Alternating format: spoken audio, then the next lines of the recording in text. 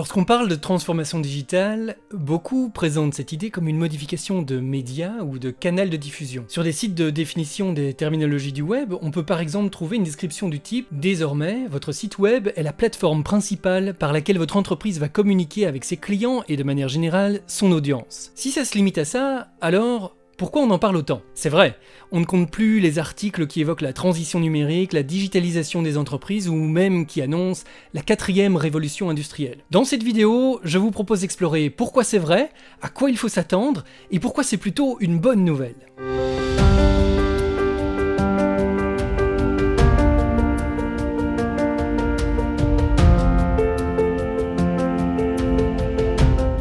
Si on parle beaucoup de la digitalisation, c'est parce qu'elle a un effet spectaculaire. Au cours des dernières années, de toutes jeunes entreprises se sont rapidement imposées dans des secteurs dont le leadership était jusque-là relativement peu contesté. C'est par exemple le cas de Uber, Airbnb, Spotify, Netflix ou encore Blablacar. Dans la littérature spécialisée, on parle de unicorns ou de licornes, des startups non cotées en bourse qui sont valorisées à plus d'1 milliard de dollars. Une caractéristique commune de ces startups, c'est qu'elles ont su se positionner sur des marchés en création. En fait, c'est justement sur les marchés en création que se concentrent les meilleures opportunités pour les jeunes entreprises, parce que c'est là où on peut trouver des demandes pour lesquelles il n'y a pas encore d'offres. L'autre atout de ces startups est d'avoir pu bénéficier à la fois d'un fonctionnement social permis par Internet, c'est le fameux network effect, et de l'automatisation informatique permettant de réduire drastiquement les coûts RH, de capter pratiquement toutes les parts d'un marché et de faire du profit avec de très faibles marges. En fait, à y regarder de plus près, l'automatisation et la numérisation révèlent un même aspect de l'économie, l'évolution technique,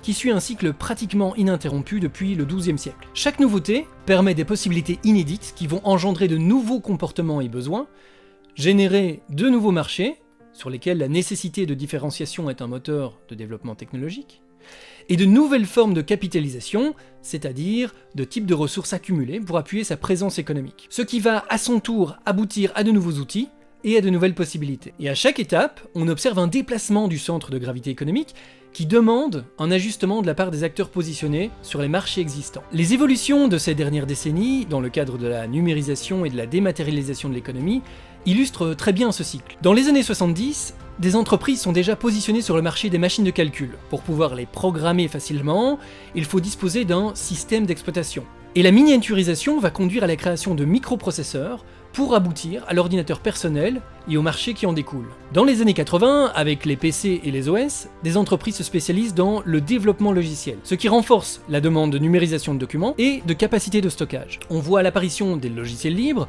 et l'augmentation du besoin d'échanger les données, c'est l'avènement des réseaux informatiques. Les années 90 marquent les débuts de l'utilisation des réseaux par le grand public. ARPANET, Minitel, BBS, qui profitent à de gros acteurs actifs dans le domaine du matériel réseau et télécom. Le transfert de données à grande distance devient impossible et augmente le besoin de protection contre les virus. Les systèmes d'information qui proposent des annuaires, actualités ou banques d'images bénéficient aux opérateurs de téléphonie et aux logiciels de traitement numérique. Ce sont les prémices d'un réseau informatique mondial. Les années 2000 voient l'avènement du World Wide Web. De nouveaux acteurs se sont positionnés sur des offres de hosting, de logiciels de navigation et de peer-to-peer. Les progrès entraînent une diversité de petits appareils électroniques, dont la téléphonie mobile et des supports numériques natifs. L'augmentation des données accroît les besoins de stockage et de recherche d'informations performantes. Le nombre croissant d'utilisateurs crée des besoins pour des outils de communication, de promotion et d'interaction sociale. Dans les années 2010, le cloud dévoile un nouveau type d'offre, en ligne et à la demande. On assiste à une virtualisation des composants et à la généralisation des API. Les appareils utilisés se diversifient et le streaming s'impose. De nouvelles tendances apparaissent comme l'intelligence artificielle, la mobilité électrique, les drones et l'impression 3D.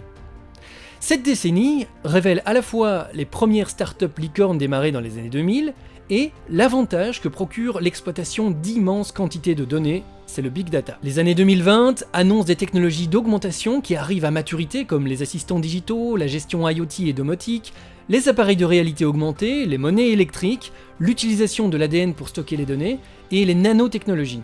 Et déjà des entreprises sont positionnées sur pratiquement toutes ces technologies qui marquent l'entrée dans l'ère de l'intelligence artificielle. Évidemment, il s'agit d'une version simplifiée, voire caricaturale de la réalité, car les évolutions sont loin d'être aussi linéaires. Chaque nouvelle technologie peut se combiner avec une ou plusieurs autres, antérieures, postérieures ou un assemblage des deux, et donc produire un nombre virtuellement infini de combinaisons possibles. Quoi qu'il en soit, il est désormais clair que nous évoluons et allons continuer à évoluer dans un contexte digitalisé, c'est-à-dire dans lequel l'écrasante majorité des flux d'informations sont nativement numériques. Et cela implique des changements, principalement dans la manière de concevoir les choses. L'informatique n'est plus un outil, mais un support omniprésent. Dans un article du blog du modérateur, Cyrielle Maurice résume très justement la nuance. La transformation digitale n'existe pas. Il s'agit d'une transformation culturelle dans un monde digital. La réalité que revêt le terme de transformation digitale peut être perçue comme une contrainte. Après tout, la peur du changement est inscrite dans les gènes humains, notre survie en tant qu'espèce est probablement liée à notre tendance à éviter l'inconnu et les situations d'imprévisibilité. Mais avec le temps, tout contexte fluctue, parfois par à-coups violents, et on sait que les espèces qui survivent sont celles qui sont le mieux adaptées à un changement qui s'opère. On sait que c'est également vrai d'un point de vue économique. En 2015, l'American Enterprise Institute soulignait le fait que seulement 12% des 500 plus grandes entreprises de 1955 étaient toujours en activité. Or, au cours des dernières décennies, on observe que le changement s'accélère, il devient permanent et se présente dans tous les domaines. Pas seulement technologique, mais aussi économique, énergétique, climatique et démographique. Le corollaire de ce fait est l'impossibilité d'anticiper les évolutions à moyen et long terme. Mais je vous avais promis une bonne nouvelle, alors la voici.